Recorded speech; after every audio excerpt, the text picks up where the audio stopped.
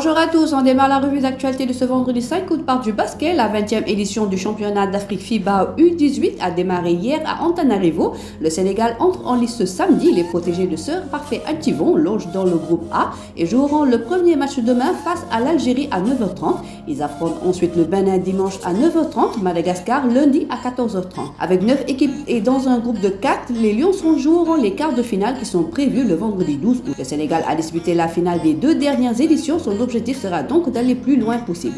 En équipe nationale A, le Sénégal prépare la 4e fenêtre des éliminatoires de la Coupe du Monde prévue du 26 au 28 août à Monastir. Les Lions vont croiser le Soudan du Sud, la Tunisie et le Cameroun dans le groupe F. En stage externe depuis lundi, l'équipe nationale aura un bon sparring partenaire avec son déplacement à Monastir.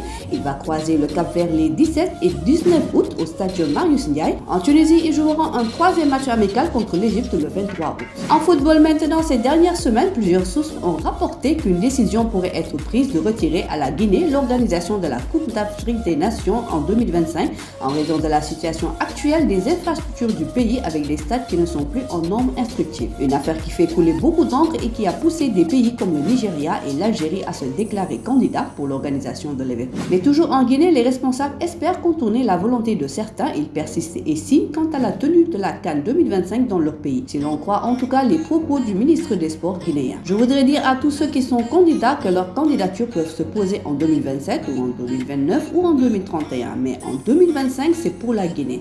Je voudrais leur dire que cette CAN est destinée à la Guinée et la Guinée a pris ses responsabilités, a déclaré le ministre des Sports guinéen Lansana Diallo. À l'international, adversaire en Angleterre, Sadio Mané et le roi Sané partagent désormais le même vestiaire au Bayern de Munich, mais l'Allemande aux origines sénégalaises pourrait faire les frais de l'arrivée du champion d'Afrique. En effet, avec l'arrivée de Sadio Mané qui devrait néanmoins jouer régulièrement au poste d'avant-centre, l'international allemand recule un peu plus dans les choix de Julian Nagelsmann, quelque chose qui a été déjà noté lors du premier match officiel de la saison. Face au Leipzig en finale de la Supercoupe d'Allemagne, l'ancien joueur de Schalke, buteur tout de même, n'aura disputé que 12 minutes. Dans un entretien accordé à The Atlantic, il évoque notamment cette concurrence avec Sadio Mané. Je lui ai dit que je suis soulagé qu'il soit là parce que je n'ai plus à jouer contre lui.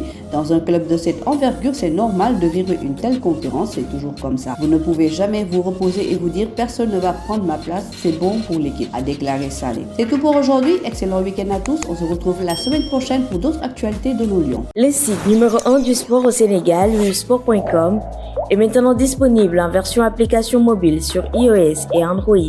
Retrouvez l'actualité du Sénégal pour tous les sports en direct sur votre téléphone, football, lambe, basket, sport de combat, athlétisme et bien d'autres disciplines. Toutes les statistiques des championnats sénégalais, les matchs, les résultats, les classements à suivre en direct sur votre application wiwsport.